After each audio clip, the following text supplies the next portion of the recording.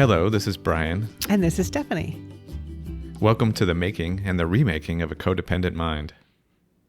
This time we're going to talk about the tool of apologizing in relationships. Right, so when we talk about the work of relationships, this being of the three, let's remind ourselves what the three are, being knowledge and understanding being one. There's the maintaining or building a connection. And then, of course, the strengthening the partnership. So this one falls into the connection, but a repairing of a connection. So similar to gratitude, this is more of a specialty tool. We talked about last time how one problem with the tool of gratitude is some people want to treat it like a power tool. They expect it to do too much work in their life when it's more about finesse work. And similarly, apology is not this broad-based tool. It's not like a hammer. Everything's on a nail. It's a tool that you're going to want to pick up in specific situations, the situations in which the connection that you have with your partner needs repair. And it can be very effective for that, but I know for sure the pull of it wanting to do so much more, or almost feeling like I need it to do so much more a lot throughout my life. I've used it that way anyway. We want to set aside, though, the use of apology in generic social situations. So recognizing that saying I'm sorry is a kind of social lubricant designed to smooth out some interactions that we have with people, including strangers. And it's pretty harmless when just in those contexts. It can be funny sometimes when people overuse it, but it doesn't really have a whole lot of effect. It just smooths things out. In fact, there's quite a bit of research as to how effective it is in those situations, including work situations. That is kind of interesting.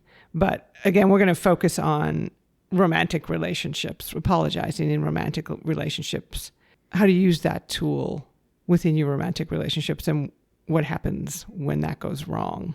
There's various ways that it can go wrong. And one of the things we said in the gratitude episode was how there's gratitude theater, and apologies can be the same sort of thing when it can be used completely and authentically, and then it's having an opposite effect. We're going to call those faux apologies. Right. And there are some people who are excellent at faux apologies who essentially never really apologize. It's always about apology theater for them. And those people are... You guessed it, narcissists. That's right. And you spent 12 years cumulatively into a romantic relationship with narcissists, so you have quite a bit of experience with apology theater. Yes, and like we've talked about when it comes to the behaviors of narcissism, both of those relationships were similar in so many ways, and the ways that apologies were used were almost identical. And there was this kind of arc. So with both of them, it would start at the very beginning of the relationship, there would be apologies. But the apologies were immediately followed by some kind of excuse, like I know I'm sorry, but sort of thing. So, I'm sorry, but so with R, it's I'm sorry. I know this is a behavior that I've done before. I can't help it. And then it goes into why, when other people are what I see as stupid or not getting something, I have a hard time dealing with that. Basically, something like, you're being stupid, and I have a hard time not being mean to people who are stupid. Right. So I'm sorry, but you're just so stupid. I can't help Yeah, you're just so stupid. I can't help myself. Right. And then with Jay, there were several different sources, but in the beginning, it was mostly just when she flew off the handle in an extremely abusive way, and then I would react to it, and in a way that I did a little more in the beginning, which was, wow, that was over the top. Wow, that hurt a lot. That was a really not a very good exchange. However, I said it at the time, in a codependent way. And it was like, oh, yes, I'm sorry. So both of them using the word, I'm sorry. Yes. This is the kind of the way I behave when I'm tired, or when I'm frustrated, or when I'm hungry, or, like all these triggers, which is basically life. Right. I'm sorry, but I'm tired. I'm sorry, but I'm hungry. The implication being I'm not really sorry, and because I have a justification or excuse for this behavior. Yeah, I have a reason for it. And then included in that is, and you can help me with that, or you should help me more, like, is you should help me with this. So both of them did the same thing. It's just like, here's what we can do to make sure it doesn't happen again. It's not my responsibility. It's our responsibility. So Act 1 has the language of an apology, I'm sorry, but then followed by an excuse or an explanation / justification that somehow implicates you. Act 1 of Apology Theater. And then Act 2 of Apology Theater. Now, it's similar to Act 1, except that there's no longer I'm sorry. The initial sorry wasn't really an acknowledgement, but it was a faux attempt at it, right? Because they know that's what people do, right? It's disarming to say I'm sorry. So, I'll start with that, but there's no longer starting with that. It's just going to the excuse. So it's kind of acknowledging, oh yeah, ooh, boy, I guess I overreacted there. But again, I was tired and you didn't do what you said you were going to do to help me with that. So that's why this happened. So it's kind of increasing the language on why I'm responsible, but still kind of we're in this together though. Let's figure this out, And sort of acknowledging that there was bad behavior. Mm-hmm. Yeah, still kind of acknowledging that, right? But there's no I language in that. The behavior doesn't kind of originate from them. No, it was very much we, like, so it's kind of like... Or the situation, right? Right, yeah, the situation or other people or something. Like. And then Act 3 of Apology Theater with the narcissists. It's full on just blind abusive behavior with no acknowledgement at all. So it's not even, there isn't even like I was tired or, whoa, there's no acknowledgement at all. It's just act terribly, basically, and then point out what I'm doing to cause, not in a way that, oh, you caused me to act this way. It's not acknowledging that they're acting that way. It's just acting that way and doubling down on whatever behavior it was that I was doing that caused them to abuse me. So this sounds like this somewhat standard narcissist tactic that I'm not sure we've talked about before. You mentioned it in the book, and it goes by an acronym, DARVO, DARVO. Right. So standing for deny, attack, and then reverse the victim and offender. So denying being so let's say Jay's yelling at me, and I say, stop yelling at me. And it says, I'm not yelling at you. So there's the denial. This is not yelling. You want to see yelling? I'll show you yelling. And then she shows me yelling. Which is the attack. That's the attack, right? So I'll show you yelling. Here's yelling, and then there may be other escalations included in that, slamming things, throwing things. And then the reverse victim. And this is what you're doing. So it becomes all about whatever it was that caused the anger. It's all about like, I'm a victim here. You weren't listening to me. You did something to instigate this response from me. So I'm completely justified in whatever it is I'm doing right in this very moment, no matter how extreme, how hurtful, how abusive it is. So that's the kind of apologies you're going to get from narcissists. Yes. In your experience. And there was kind of that's Act 3, the right. Culminating act of the narcissist apology experience. The Narcissistic Apology Theater. And there was actually a kind of surprise ending to the theatrical experience, right? Yeah, the surprise ending being now I'm apologizing. Now we've come full circle to where it's still the same initial abusive behavior, but with this DARVO thrown in, they've now denied it, they've attacked me, and then they've reversed it. So now that I've done something to cause this, so they're now a victim, and I'm apologizing. Which is the whole point of it, right? And that's what I did time and time again, was whenever any sort of conflict happened, I'm apologizing. It didn't really matter what was causing it. Including if it was their own bad behavior. Yes. You're apologizing for them, to them, for them. So now we're kind of into codependent apologizing, what that can look like. The primary one being in those relationships, apologizing when you didn't actually mean it. Yeah, and I have plenty of evidence, not just memories, but I actually have text record evidence of consciously apologizing when I knew that I had zero responsibility. because I found, it's amazing. I love text records. You can just search for words, and I would search for sorry. And there's a nice little conversation with a friend about talking about Jay and an argument we had. And what would typically happen is it would never be resolved, because part of DARVO is lying, the denying. She needed to control the situation, so she needed to lie. And I knew it was a lie because it was about a conversation that we just had that day or the day before. It's like, wait, no, that's not what happened. Because of the DARVO, though, and because of my feeling like I have to resolve this atmosphere, because the conversation would end, and then the next tactic would come out, which would be like silent treatment. Either, it would involve maybe leaving the house and not responding to texts and making me wonder, what's my responsibility here now? What am I supposed to do? Or like in the house, but having this angry atmosphere, like slamming doors and drawers, and her letting you know that you're still in trouble. Yes, right. So, and this is going to be the way it's going to be until you fix this.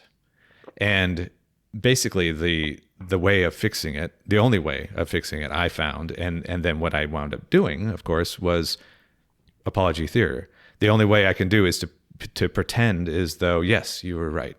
Yeah, I must have misunderstood. I must have forgot or misheard you or something. I'm sorry. Yes, you're correct. So you're lying. Yes. And as we talked about in the episode, the lying episode, then you feel resentful and shame. Right, because now, obviously I just betrayed myself. And then I fixed this relationship. Like, why am I fixing this? This person had just behaved terribly and lied to me, abused me, and I'm apologizing to them. That doesn't feel great.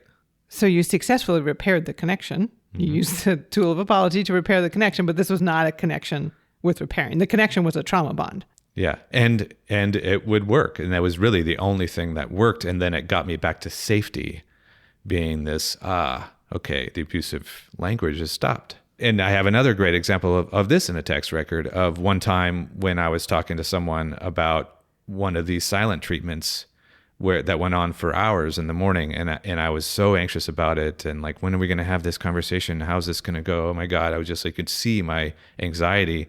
And then there's a little gap, and then I come back on the text record and I say, yes, we had the conversation. She's no longer angry anymore. So all's right with the universe. I actually used that phrase, all's right with the universe, because that's all I needed, really, right? I just need this person to not be angry at me anymore. That's the main goal. Which, I mean, that's just trauma bond in a phrase. And we haven't talked about trauma bonds in a long time, but that's really what it is. Like, she was the universe. Yeah. And she was in control of the whole situation. So I got very used to using apologies that way. I mean, that's really the only way I used them. I mean, it's like I came to see apologies as a tool of an inauthentic way of resolving someone's anger. You brought that way of using apologizing into our relationship. Yes. At first it was especially bad because I didn't have any of this knowledge about myself. So if you were angry, if we had any sort of conflict, that was my go-to. I had this overwhelming feeling that that's what I needed to do. And this was going to be the way to get out of this tense atmosphere. But including if I was hurt or upset. So I don't think we want to say that you never felt sorry about your behavior. It was just more, the most motivating factor was to pacify me and soothe yourself. Right. So it wasn't usually just straight up lying, like where I'm going to take responsibility for this, even though I know I shouldn't, because I could feel that you were upset, and I could feel that there was a reason. I may not have gotten to that reason yet, but I felt bad, and I knew that I was implicated and that I caused you to be upset.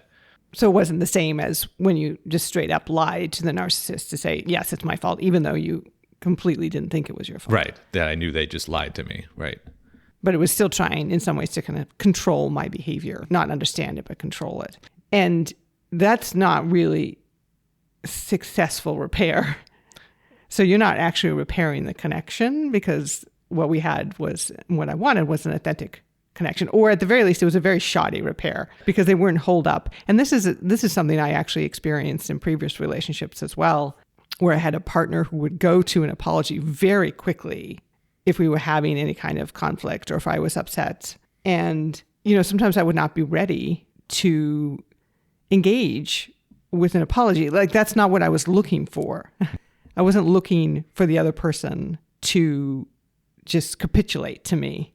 What I was looking for is to come to a shared understanding, to come again to a repair. And so if I didn't immediately, accept the apology and say, okay, well, fine, you apologize, everything's good, all's right with the universe, right? Right. And the conflict would continue, then he would start arguing the same point of view that he just apologized for, meaning it became clear to me that he was apologizing in order to pacify me or to self-soothe, that it wasn't authentic. Like, he didn't actually think that what he had done or his perspective on the experience was correct. He just wanted to end the argument. And if you end the argument before the repair is complete, then again, it's not going to hold up. Well, and it makes it even worse because then the person's like, whoa, this person actually is just denying my feelings entirely and not even making an attempt. It feels very manipulative because it feels like what it is. Like, they just want me to calm down. They don't actually want to understand me. They don't actually believe what they're saying. And so how do you then trust when you get an apology? Because it just feels inauthentic.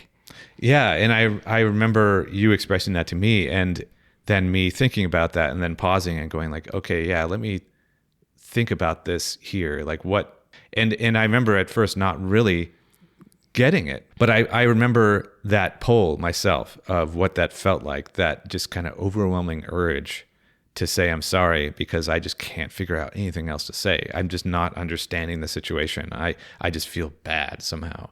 And I'm not thinking about you. I'm thinking about myself. How do I make myself not feel bad? So it's not just I need to calm you down. It's also I need to excuse myself somehow, by throwing myself under the bus with an apology And I think that, most of us have experience with people who over apologize, who say sorry a lot. And it does feel like it's coming from their own anxiety, because I've been apologized to by some of these people when I don't even know what they're apologizing for. Like, right. I didn't feel any kind of injury. I didn't sense any kind of disconnection. I didn't think they did anything that needed to be apologized for in my mind. So that has almost the reverse effect, because it makes you feel kind of disconnected from this person. It's like, we're clearly not sharing the same reality here because you're apologizing and I have no idea why. Yeah. Like, did I give off some kind of vibe that was making you feel attacked or something? Like, what's going on here? Yeah. Well, what's the motivation for an apology? So again, it feels something's going on with them.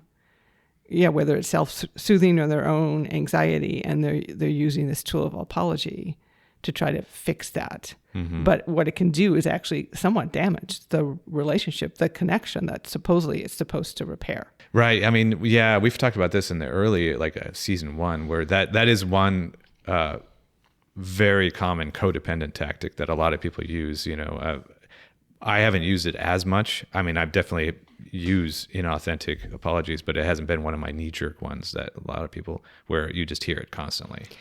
As a form of people-pleasing. And one of the big problems with people-pleasing is you're going to please the wrong people. So the narcissists, they took your apologies, even though they were inauthentic, because that's what they want. They wanted capitulation. They didn't care about actually connection. Yeah, let them off the hook. But people who care about connection and not capitulation, they're not going to want to be apologized to just reflexively. Because if you think of this kind of physical metaphor that we're using this tool of apology to repair a connection, like a physical connection, something's been broken apart. And what it often is the feelings of connection arise from the sense that we have this shared reality. And when that gets ruptured, when we have different experiences, we have to find a way to reconcile those experiences. And so true apologies need to be motivated by empathy, because there needs to be an understanding of the other person and a feeling with that other person. Right, which is exactly why I struggled so much with apologies and having most of my apologies be motivated by this old inauthentic pull, because for the longest time, I never really was able to tap into my empathy. So to refer back to the episode on empathy in this season as a tool, we discussed that there were 3 components to empathy. There's a cognitive element, there was an emotional element, and there was a behavioral element. And that's the same thing with apologies. Apologies are an exercise in empathetic repair. It's kind of using your empathy for a specific purpose, and this is to repair this connection that's been severed, presumably by your own behavior. So there has to be a cognitive understanding of what happened, what the other person's experience of your behavior was. There has to be an emotional response to that. Like, you have to feel hurt for the person, recognizing that if you were in a similar situation, you would also be hurt in that way. Or even if you weren't, you have the emotional imagination to feel their pain and want to relieve them of that pain.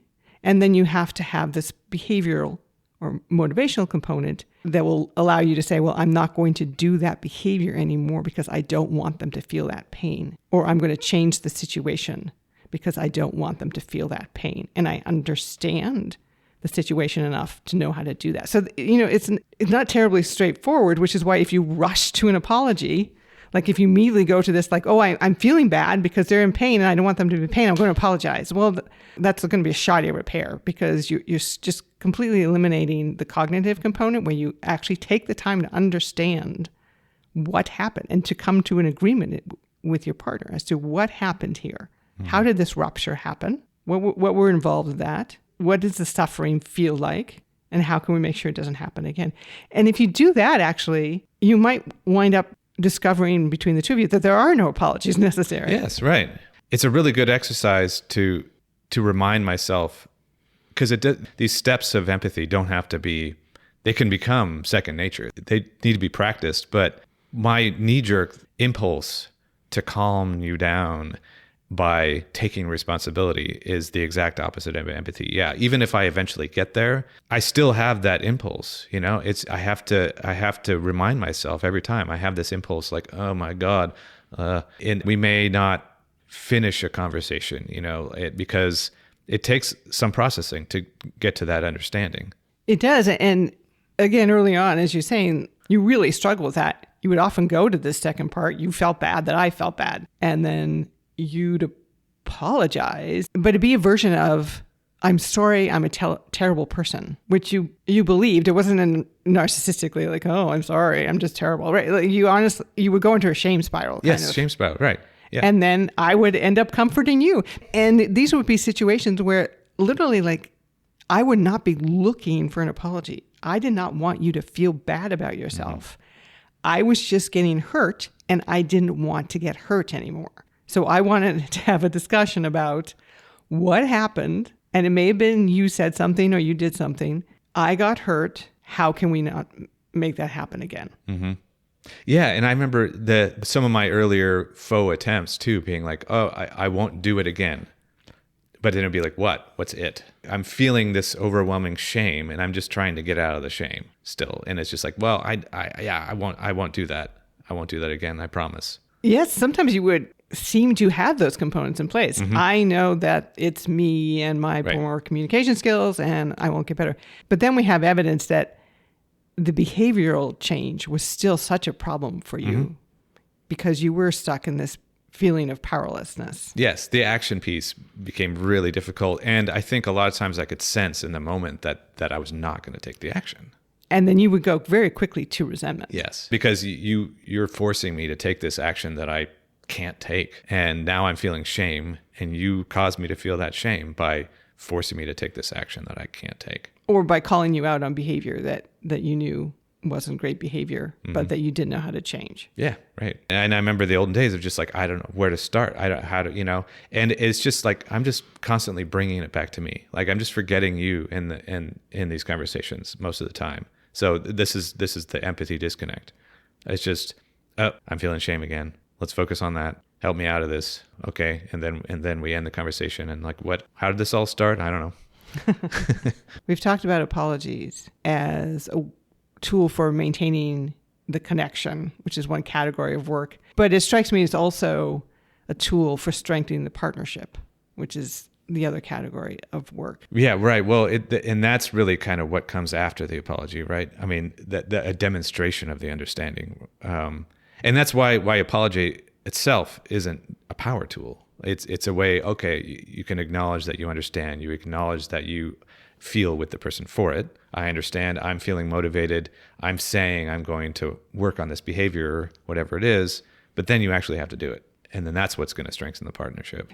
Because the idea is like neither of us want to hurt each other or to cause distress or suffering. So we want to be partners in making sure that doesn't happen, that our own behaviors don't do that. But, it's hard. You live with someone, they annoy you sometimes. I mean, sure, sometimes we're tired and hungry. That doesn't mean we have to be abusive, but sometimes we say and do things that we realize on retrospect, especially if the other person can point it out in a respectful way, that we were not living up to our own values or the values of the relationship. And apology can be a good way to recognize that, to verbalize that, as long as it has those three components, that you actually understand the ways in which your behaviors were damaging or less than what you would want them to be, and that you feel for the other person and that they're suffering in distress, and that you are committed to trying to do better. You said it's also part of the process of empathy and part of the process of using empathy to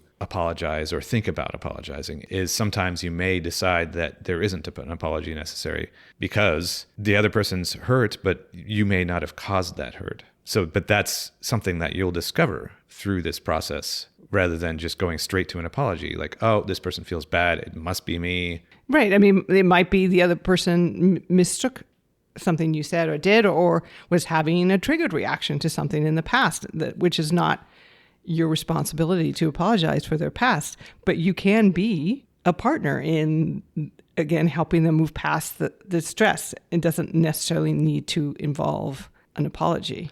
So I'm thinking, I mean, of course, I'm just thinking it from the reverse of us in one of these conversations, say, where I go down a shame spiral.